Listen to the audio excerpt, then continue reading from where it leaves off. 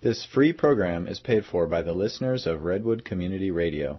If you're not already a member, please think of joining us. Thank you.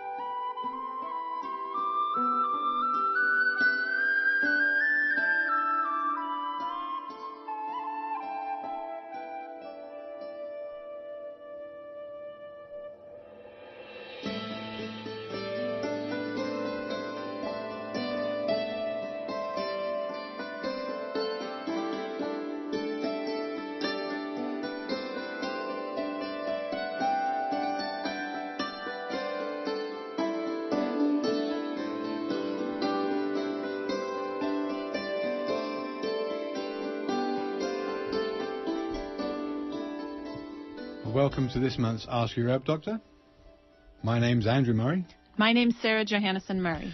For those of you who perhaps have never listened to our shows, which run every third Friday of the month from 7 till 8 p.m, we're both licensed medical herbalists who trained in England and graduated there with a degree in herbal medicine.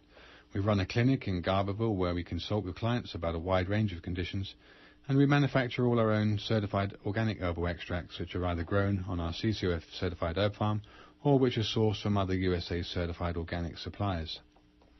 So you're listening to Ask Your Herb Doctor on KMUD Garberville 91.1 FM, and from 7:30 until the end of the show at 8 o'clock, you're invited to call in with any questions, either related or unrelated, to this month's subject of blood pressure regulation, heart failure, and muscle atrophy, amongst others. Let's see what else we may or may not get into.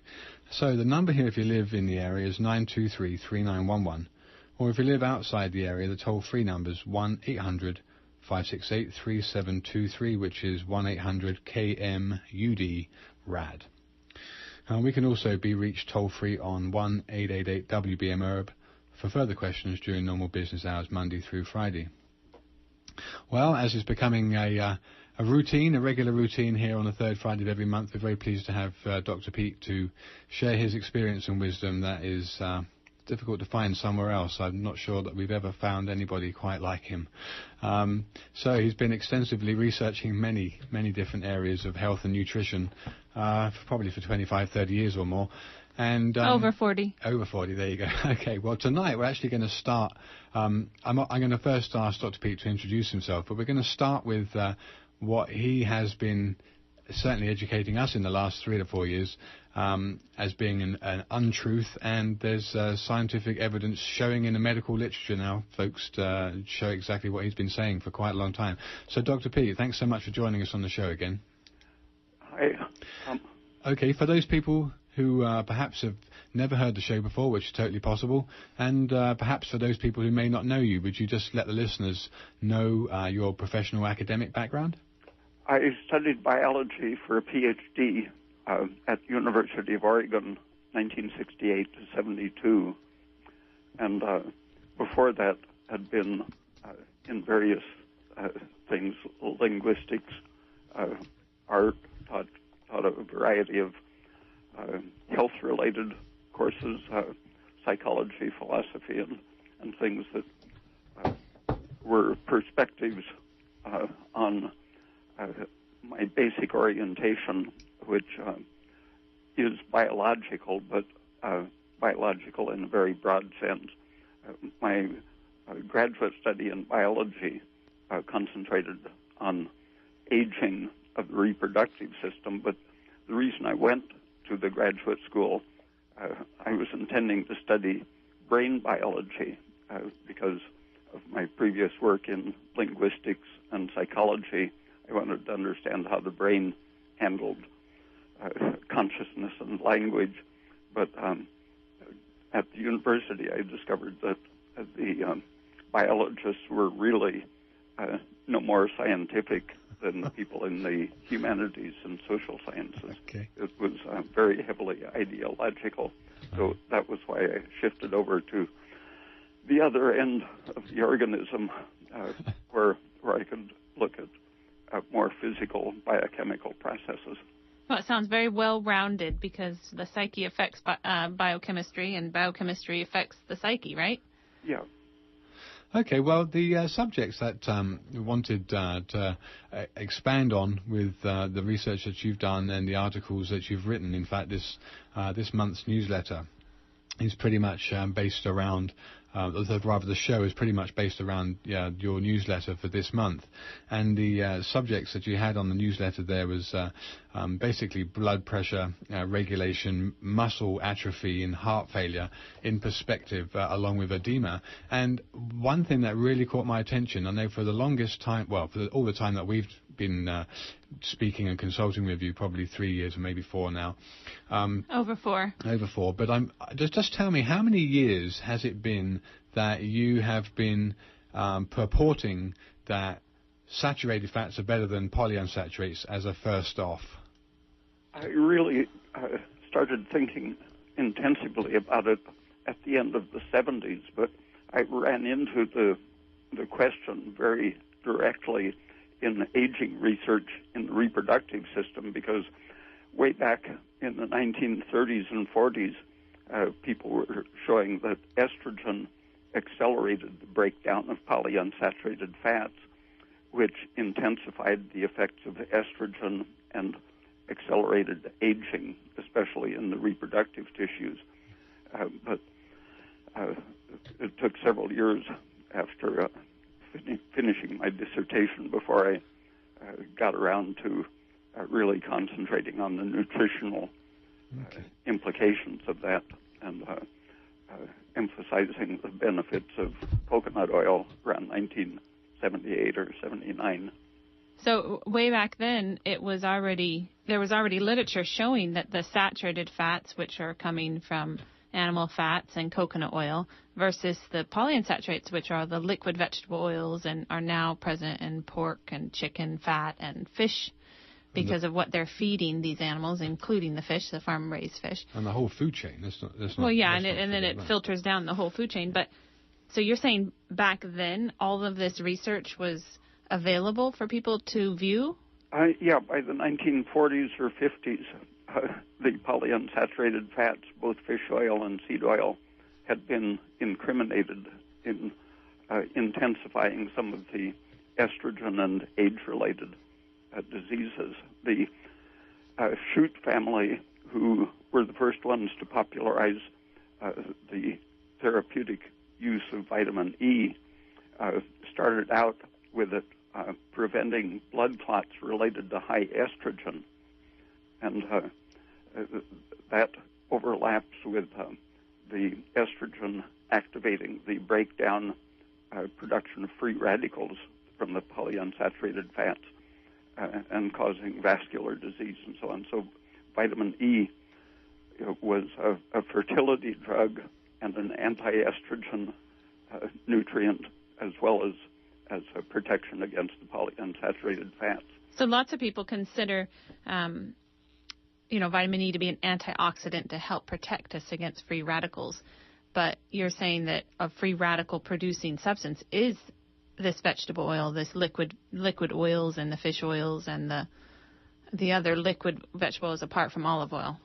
Yeah, in the 1940s, before that antioxidant concept was introduced, vitamin E was being thought of as an anti-estrogen. But in 1942, the estrogen industry basically took over the FDA and public consciousness and suppressed everything that incriminated estrogen in aging, miscarriage, and so on.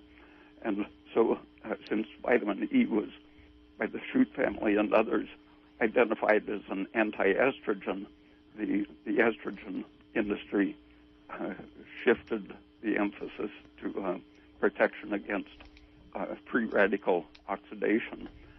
And there was very quickly an awareness that there was an inverse relationship between the polyunsaturated fats and vitamin E.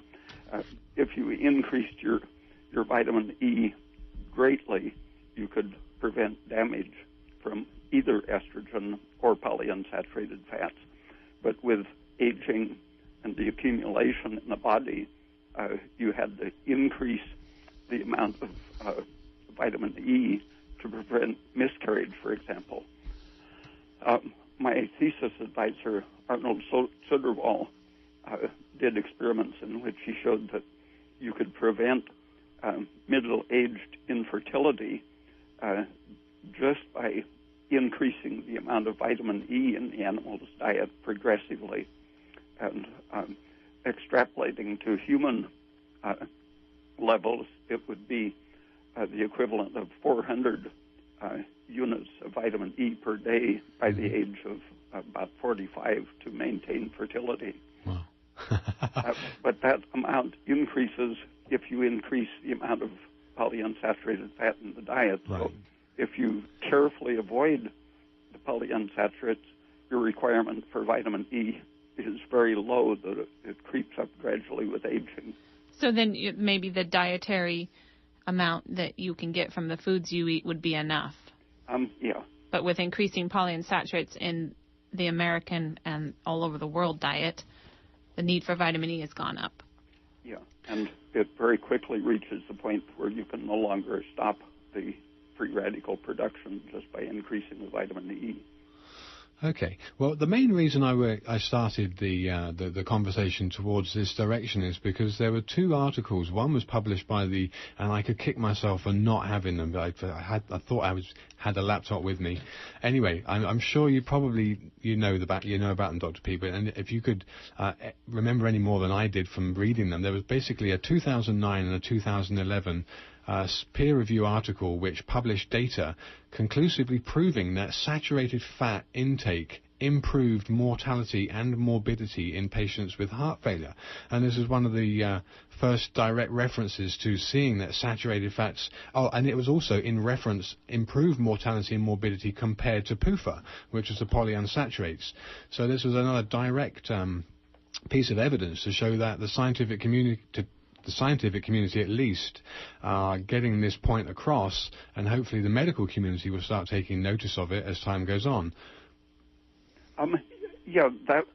The 2011 study was by Galvao and others, T.F. Galvao. Mm-hmm. And did you have anything more to say than I've remembered from the article without having it in front of me about the morbidity and mortality improvements? Just that a high intake of saturated fat improves survival, while a high intake of polyunsaturated fat impedes survival. Excellent. Okay. And how do the triglycerides affect the level of triglycerides in your blood? How does this affect the? According to Horwich and others, the 2009 study, there have been several studies that showed that a higher level of lipoproteins, total cholesterol, low-density lipoprotein, and high density, and triglycerides are all associated with improved survival in heart failure patients. Right. So a higher cholesterol is directly responsible for an improved outcome. So that's pretty staggering as far as I'm concerned, because the medical community at large are telling people not to consume saturated animal fats because it raises cholesterol, and cholesterol is bad for you. And you've been talking about this for years and years and years, and we've only heard from you for the last 3 or 4 years, and we've been trying to get this aired to people that will listen to it, who don't just disregard it out of hand without recognizing the science behind it.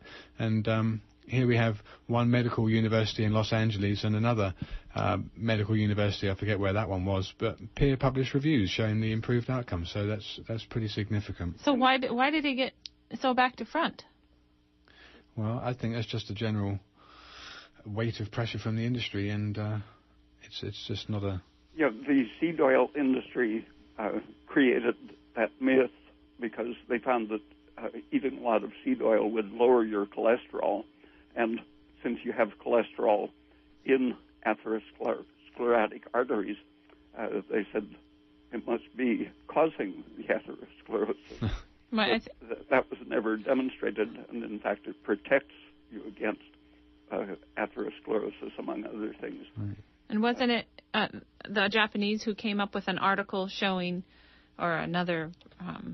there's polyunsaturated fat in the plaques in the old deteriorated arteries.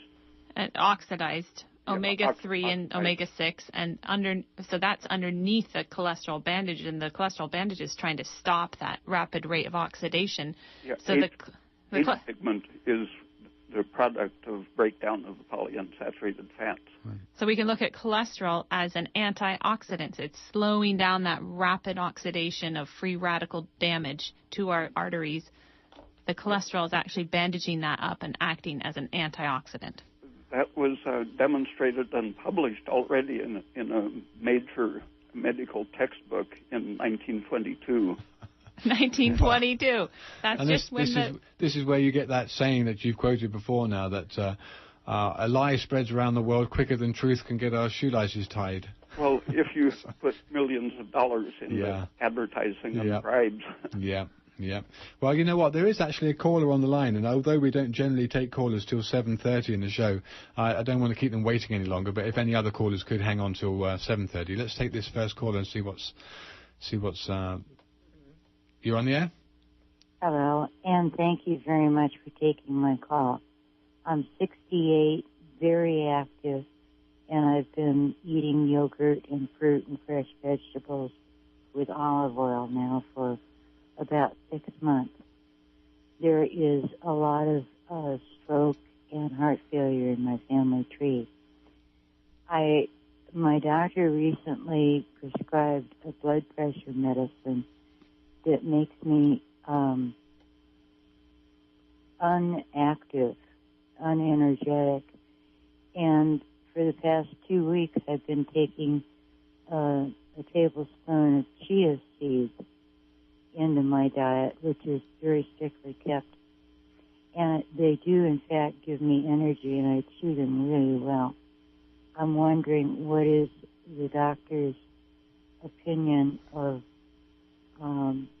my counteracting the blood pressure medicine with chia seeds? I couldn't hear what the substances were. Chia seeds, and you didn't mention the name of the blood pressure drug, but... Almadopine.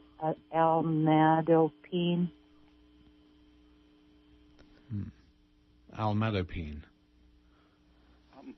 Did they say that was to lower or inhibit the angiotensin converting enzyme?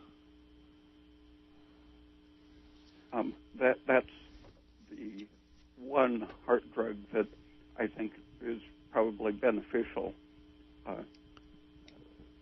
It lowers inflammation, if it's the one I'm thinking of, but I don't know the brand names of them. So her question is, what do you think about the way she's been feeling with the chia seeds helping re-energize her after she started taking this blood pressure drug that is making her lethargic? Oh, I don't know of anything in the chia seeds that would be beneficial. Right. I mean, there are seeds. Oils, I don't know if they're very high in oil, but they're very mucilaginous.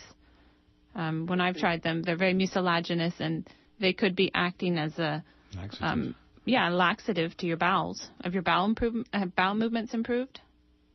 They were never haywire.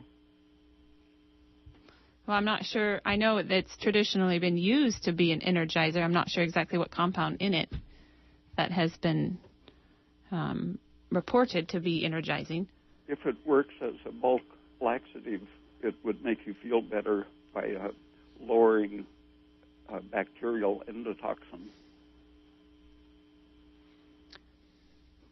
Okay. Well, I don't know if that's... Thank you so very, very much. I'm going to go back to the radio where it's easier to hear. Okay. Thank you for your call. You're welcome. Thank you for your call.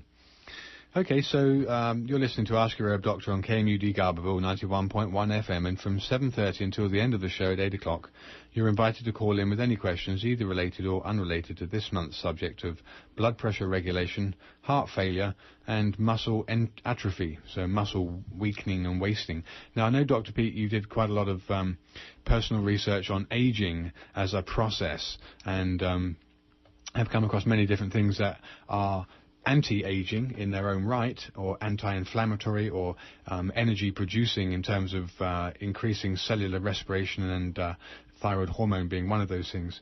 In terms of heart failure, and I think just to go back to the articles or the reference articles that were published about the saturated fats and the improvement in outcome with people with heart failure, and higher cholesterol being more beneficial and higher triglycerides being more beneficial, and this being completely counter what we've normally been told for whatever reasons.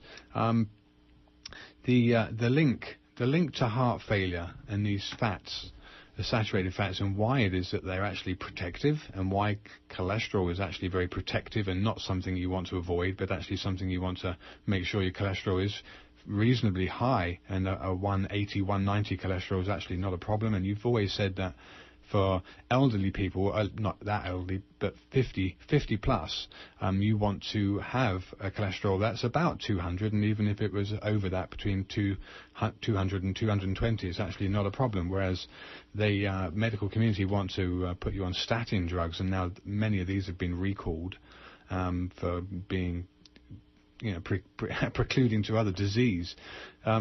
What's your take on the saturated fats in terms of their either anti-inflammatory effect or their heart protective effect? I think it's all one thing for all of the systems. The saturated fats tend to inhibit the stress hormones, which produce a shift to fat metabolism away from sugar metabolism by liberating fats from storage. Once you get too much of the polyunsaturated fats in your body, a little stress tends to become a big stress, because that type of fat intensifies the stress hormones, creating a vicious circle. The saturated fats turn off the inflammation rather than amplifying it. And that applies. It was a Hindu who, about 30 years ago, maybe 35, noticed that alcoholics in the Indian regions that use a lot of butter didn't get liver disease. And so he did the animal experiments and found that butter or other saturated fats protect the liver. And there have been a lot of studies since then published in the U.S. showing that even large amounts of alcohol don't hurt the liver if a person is getting saturated fats. But if they get any of the polyunsaturated fats, their hepatitis flares up and cirrhosis. And the same with cancer. If you look at the ratio of saturated to unsaturated fats in the body, they call it the saturation index. That goes, the more saturated your fats are, the less susceptible you are to developing cancer.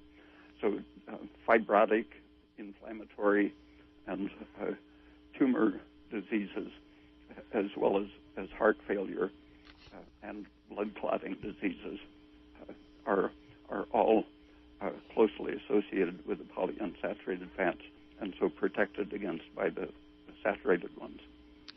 So these polyunsaturates really interfere with energy production. And I know when you just mentioned that to that caller, that if somebody took a bulk laxative, they would feel better because of lowering endotoxin in the gut. And that's another thing that severely interferes with energy production in our body.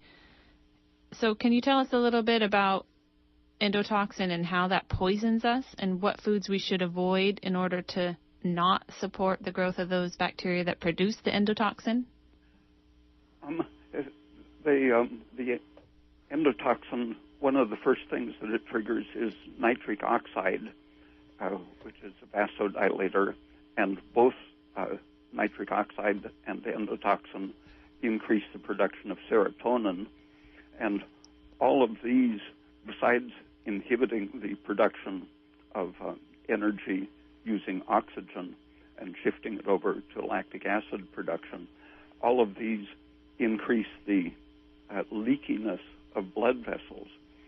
And if you simply turn off the supply of sugar, in diabetes, for example, you can't metabolize sugar.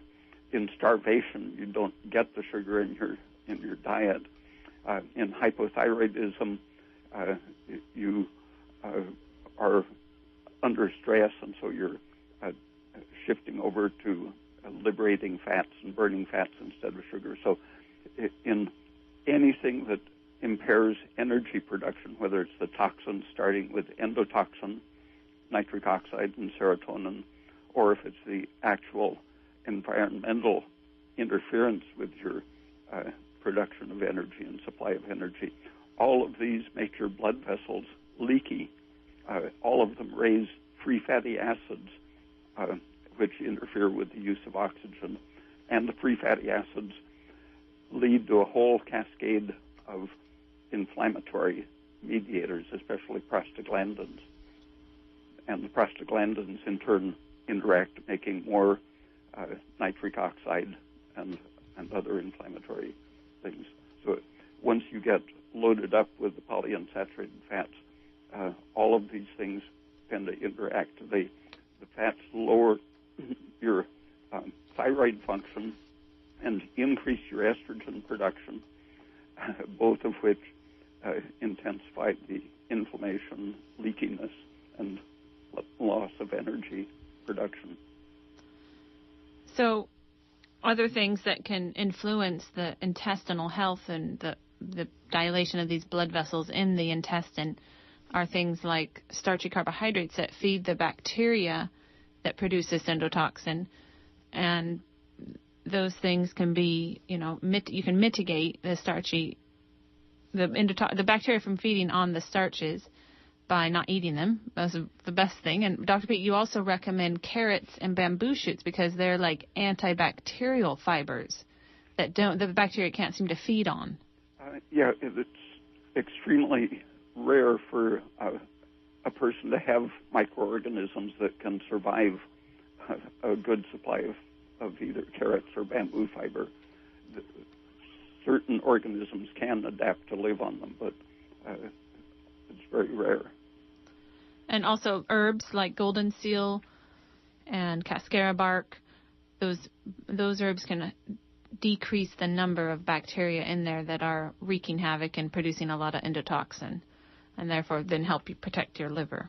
And actually the saturated fats, that's one of the direct effects. They're antibacterial. Yeah, coconut oil is antimicrobial. It's antibacterial.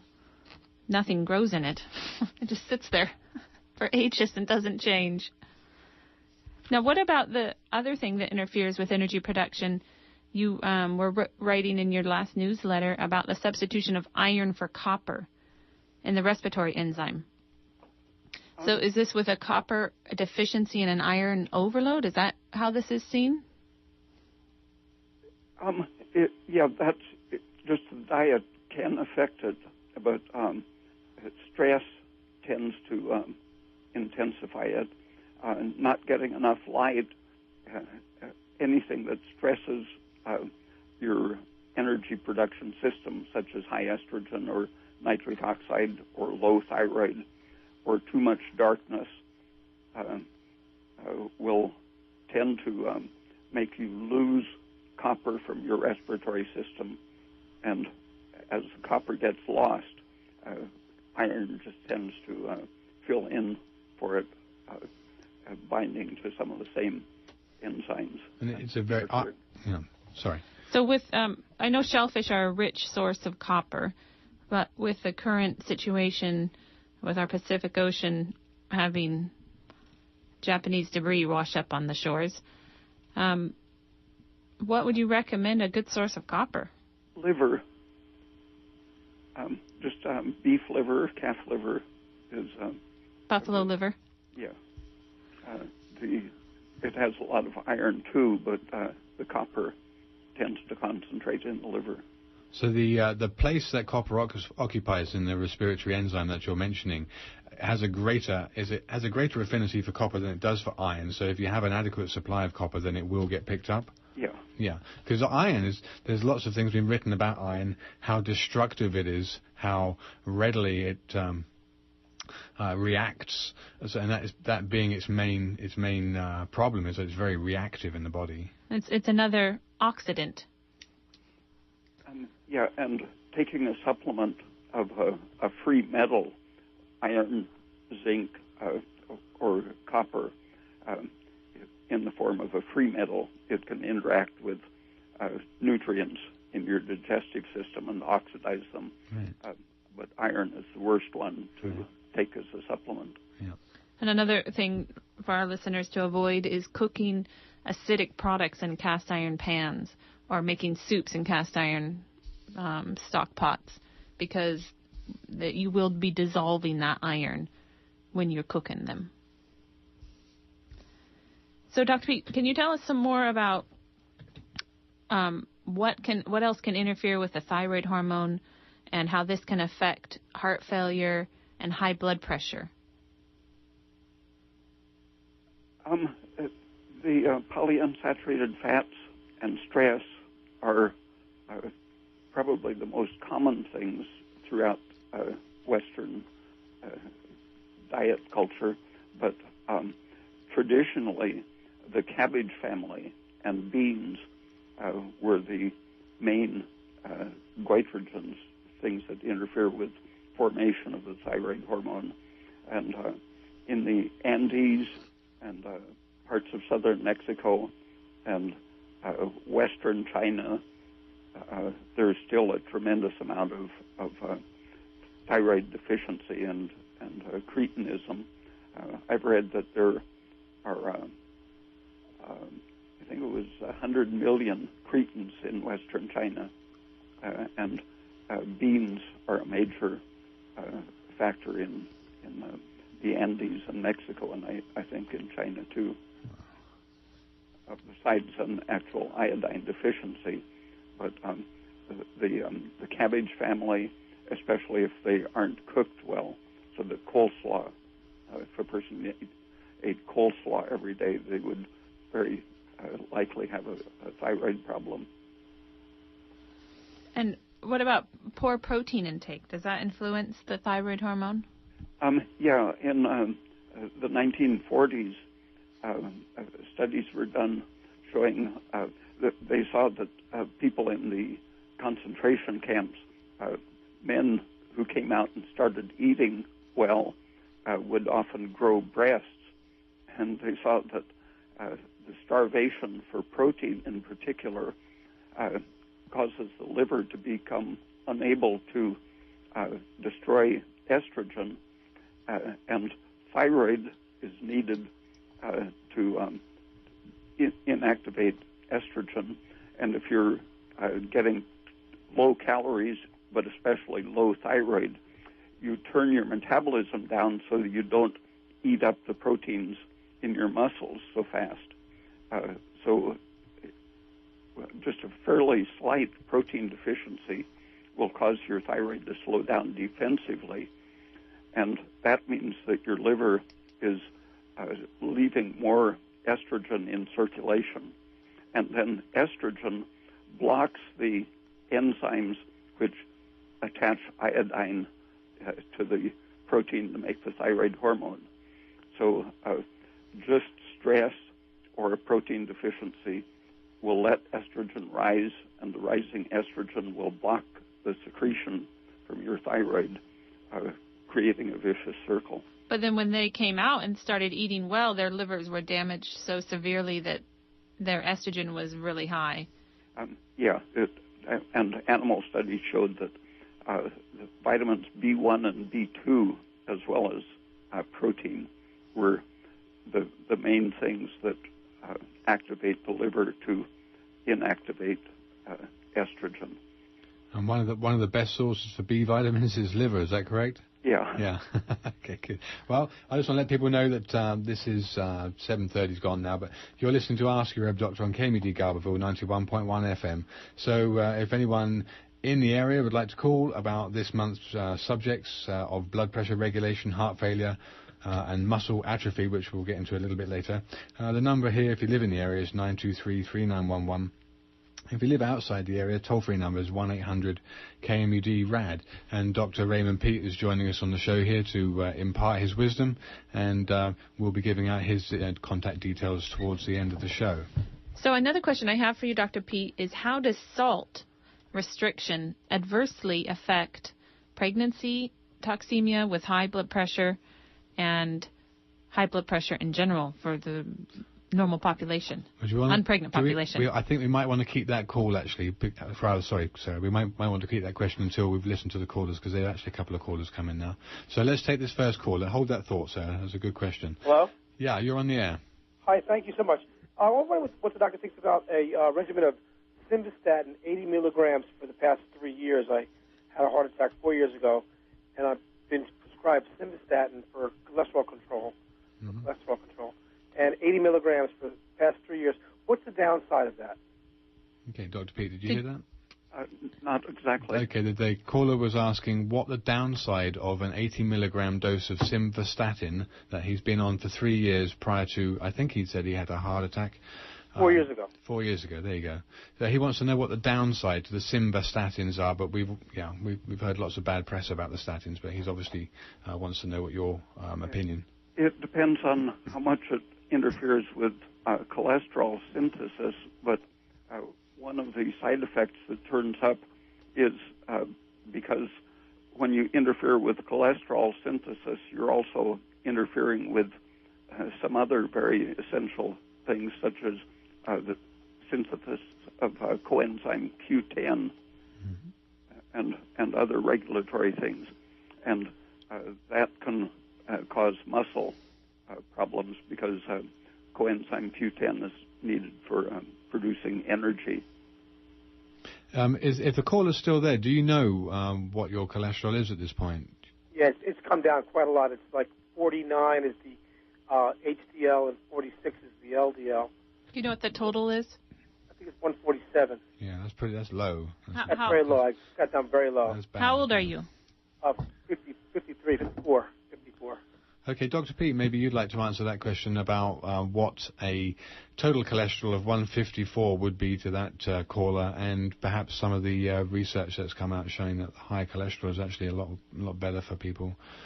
And I think also in light of the gentleman's previous heart attack, perhaps the ways of avoiding that in terms of what we've been discussing. Well, just I wonder, how long can I stay on simvastatin? How long is that going to is that going to take its effect on me?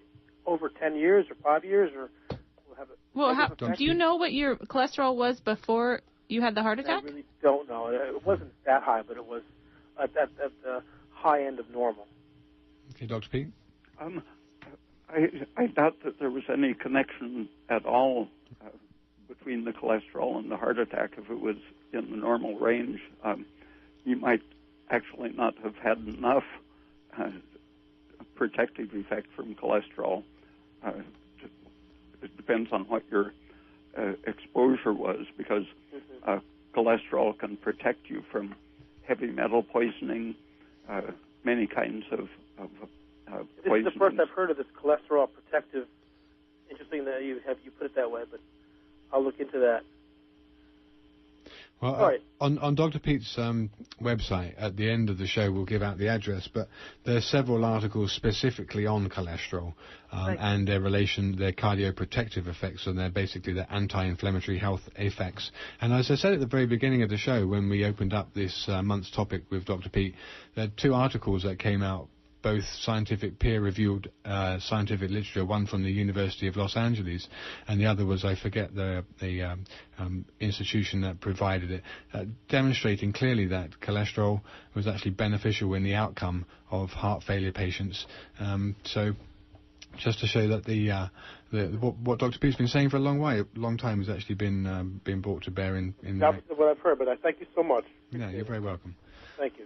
Thank you for your call. Okay, I think there's another caller on the air. We had a shy person, and I'm reading their simple question. She had atrophy, or maybe her friend had atrophy related to a pinched nerve in the neck, and was curious about any dietary information that might be able to help atrophy related to a pinched nerve.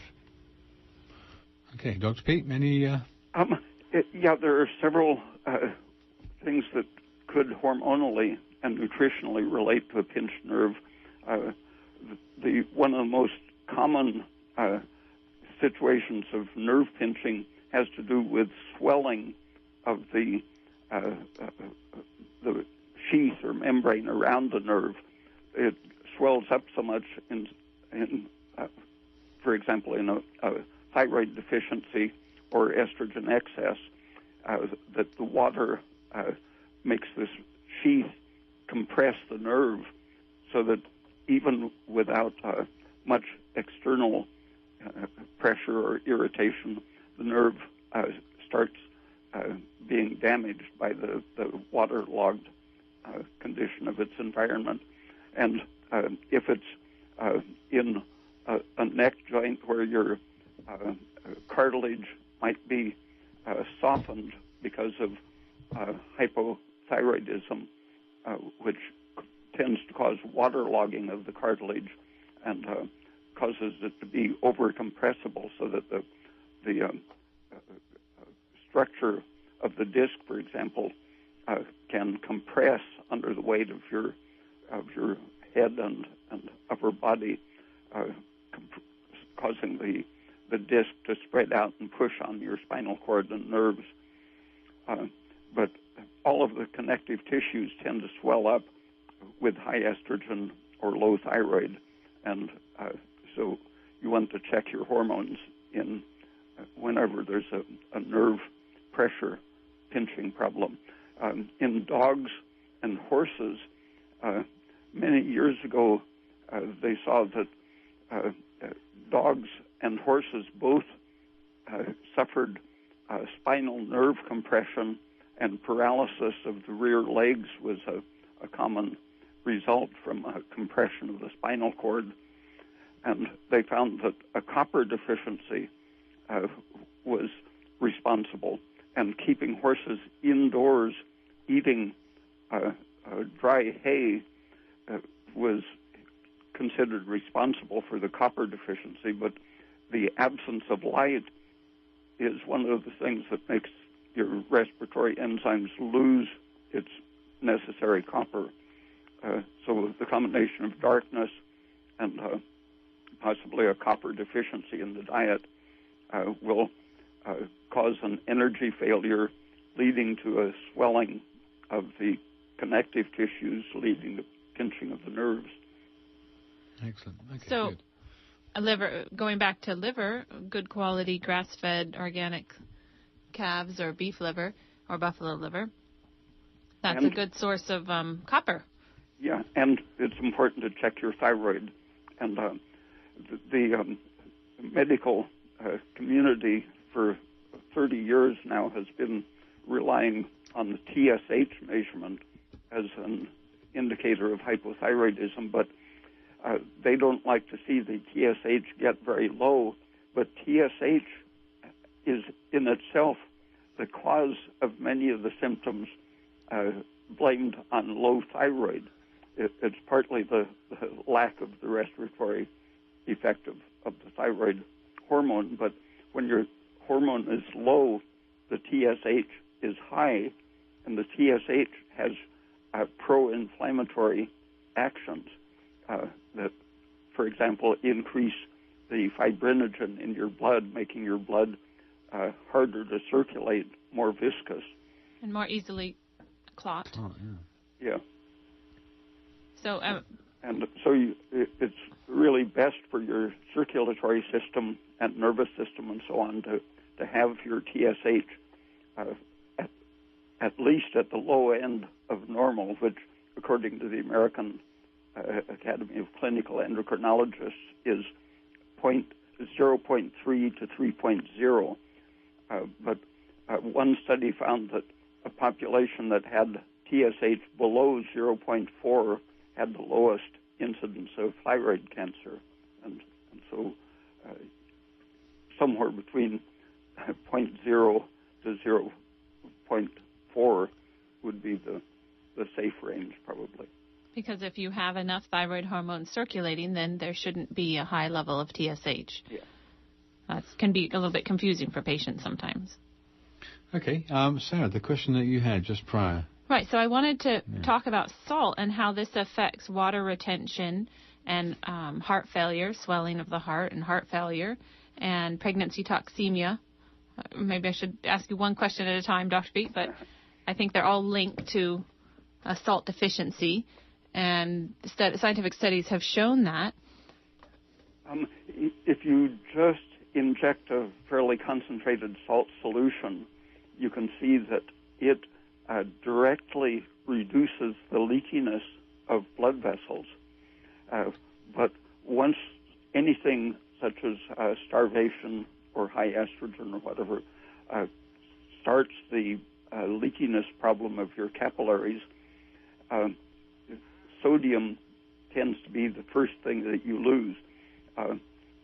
Estrogen is a major factor in causing the retention of water and the loss of sodium, so that your tissues, the fluids, become hypotonic, and they tend to force water into your cells rather than drawing water out as it's produced.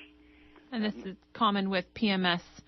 When the estrogen rises for ladies, you can, a lot of women experience an increased swelling and bloating around this time. And the toxemia symptoms of pregnancy are essentially the same as PMS symptoms. And surprisingly, menopause involves many of the same symptoms as premenstrual syndrome. And that's one of the great mystifications created by the estrogen industry, is that all of these bad symptoms, they say, are caused by a deficiency of estrogen. But in fact, you see the effects on the circulatory system: high blood pressure, leakiness, a tendency to form aneurysms and to have the aneurysms rupture and cause bleeding, the spontaneous hemorrhaging. All of these tend to associate with the time of menstruation, at the end of the premenstrual time, when the progesterone falls, leaving unopposed estrogen. And in toxemic pregnancies, when the woman isn't getting good nutrition, especially not enough protein and salt, and in menopause, but the menopause in particular has been characterized as a time of estrogen deficiency. But if you look at all of the events of menopause, the health failures of the various systems, they're all identical to these other times of estrogen excess. And that's why they had to stop that HRT trial. About 10 years ago, they stopped a trial because too many women were getting heart attacks because of the high estrogen, and strokes. And Alzheimer's disease. And so for a while, their doctors were not recommending HRT, and they wanted women to come off of it. But somehow I'm now seeing women that are back on HRT, and I don't know how it just got switched around in less than 10 years. But we do have a caller on the line. Oh, we don't have a caller on the line. They hung up. Okay, if that caller was there, they'd like to call back. That's just fine. So, Sarah, you... So how does salt play a part in helping relieve this edema and excessive leak of water from the blood into the tissues, the surrounding tissues? So it's a loss of fluid from the blood that leaks into the surrounding tissues and causes a puffy feeling, appearance. It has some direct effects on the mitochondria, increasing energy production and shifting the balance of the cell in the right direction to produce more carbon dioxide. And working with the carbon dioxide, it's very close to thyroid's effects in regulating its own concentration in the body. It increases carbon dioxide, and the carbon dioxide helps to retain as much sodium as you need. Without the sodium or thyroid, you tend to produce more lactic acid, displacing the carbon dioxide, causing inflammation and water retention. So many doctors will just insist that the more salt you eat, the more water you will retain, and the higher your blood pressure will be. But David McConnell, I think his name was the first medical person to point out that it's a calcium deficiency rather than a sodium excess that accounts for so much of the high blood pressure related to nutrition.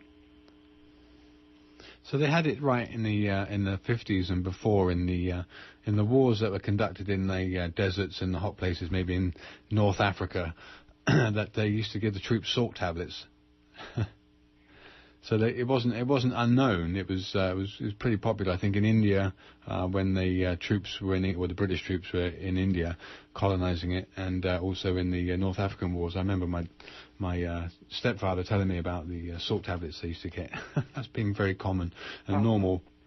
One of the interesting effects of increasing your sodium intake is that it tends to stabilize your blood sugar, partly because it works with thyroid to improve energy efficiency, but it lowers adrenaline, and that makes your whole system work more efficiently, and it prevents hyperventilation, which is another way that people tend to lose carbon dioxide and shift over to lactic acid. It's also a good thing to take, like if you have a performance or a show and you're a little bit nervous about it, if you drink some orange juice with a little salt in it, that's also good for dehydration. But if you have that right before your show, it can really lower adrenaline, so you're a little more calm and more relaxed for your show. But we do have another caller on the line, and this will probably have to be our last caller. Hi, how you doing? You're on there. Well, and you? Great show, great show. Hey, I was just wondering, do you happen to know of an herbal supplement for isosorbide? Isosorbide? Isosorbide, yeah. I've never heard of it. It's time-release nitroglycerin for my heart. Right. Okay, nitroglycerin. There's nothing that's an herbal nitroglycerin. Nitroglycerin is... Dr. Peake, do you want to talk about nitroglycerin to this client? Well, it increases your nitric oxide, which is an age-accelerating free radical. That's the worst thing about it. As far as herbs for the heart, there's lots of herbs that are helpful for the heart, like hawthorn. Right. Okay, now I was just wondering specifically about isosorbide. I'm sorry I can't help you there. Okay, thanks a lot. Great Thanks show, for guys. your caller. Thanks for calling. Okay, Dr. Peake, that's an interesting question. The whole, and I know it's not a very simple one-off question, but the whole point of coronary artery occlusion or blockage that the medical fraternity will put down to cholesterol, the main way that people can help themselves not to get blocked arteries from their diet, just say a few quick words about it. Eating enough calcium, interestingly, is protective of the circulatory system and prevents hardening of the arteries with calcium accumulation. Because the parathyroid hormone rises when you don't eat enough calcium or eat too much phosphorus. And beans, wheat germ, and meat are very high in phosphorus and low in calcium. Right.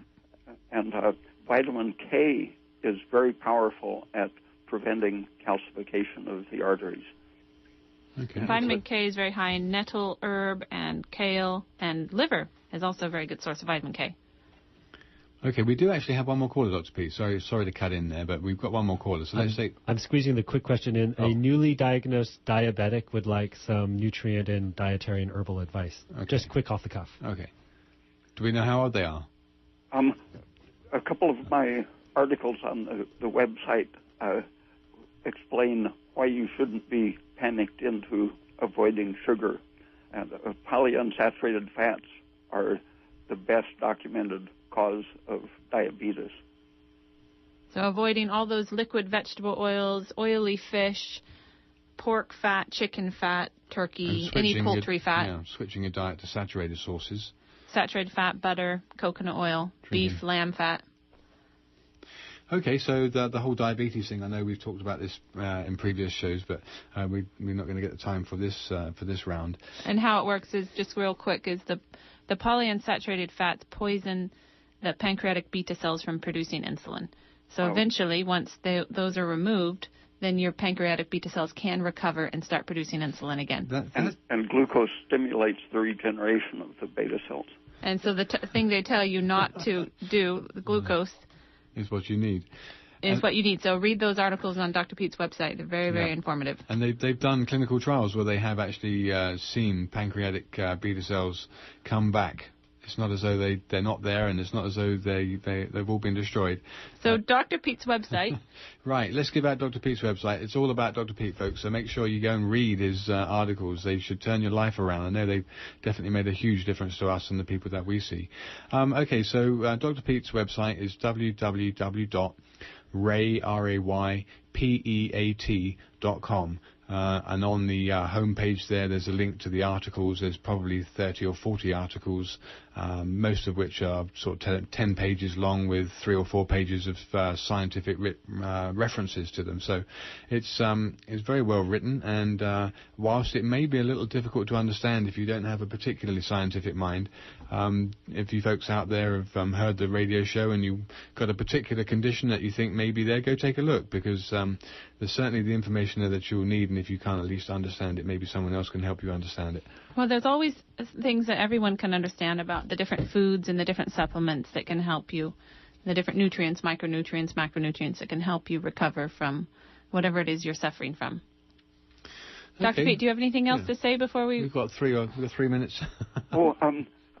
I should mention the work of Ravenscoff, a doctor who researched the role of saturated fats and unsaturated, and showed that there's no basis whatsoever at any time in history for the cholesterol scare. Okay, do you know the spelling of his name so people can write it down? Ravnskov. Right, okay. Is he Eastern European or...? His first name, I think, is Uffe. Uffe. U-F-F-E, or? I think Uffe. Uffe. Okay, good. Okay, so Uffe Ravenscoff, for those people that are listening who'd like to know any more about the whys and wherefores of that. Okay, so it's about 2 minutes to, so we're going to start to wrap up here. So thank you so much, Dr. Pete, for giving your time to the people that are listening. We really appreciate your time and expertise. Okay. And thank you, callers, for calling in. Okay, so that's the third Friday of July. We'll be back the third Friday of August.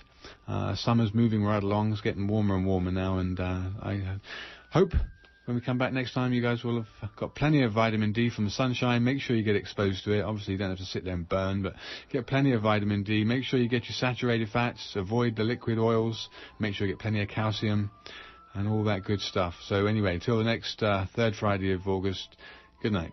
Good night.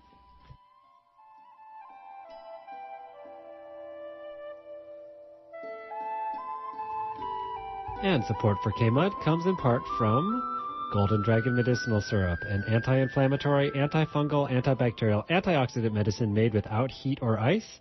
Golden Dragon Medicinal Syrup is organic, edible, topical, cosmetic, and water-soluble.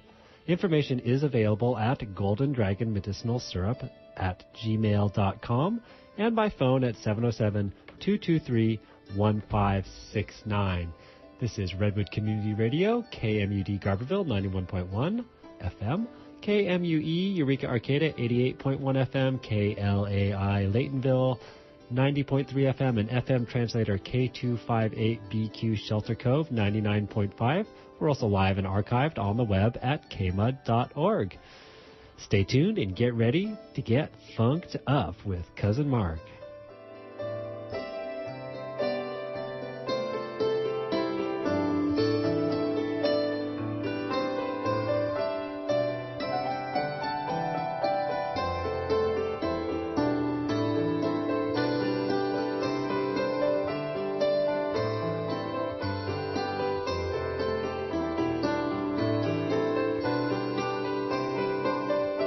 Please remember that this program is supported by the listener members of Redwood Community Radio. If you like what you hear, please consider becoming a member of KMUD or renewing if you've already joined. A regular yearly membership is $50, but we accept any amount. Help us keep free speech alive.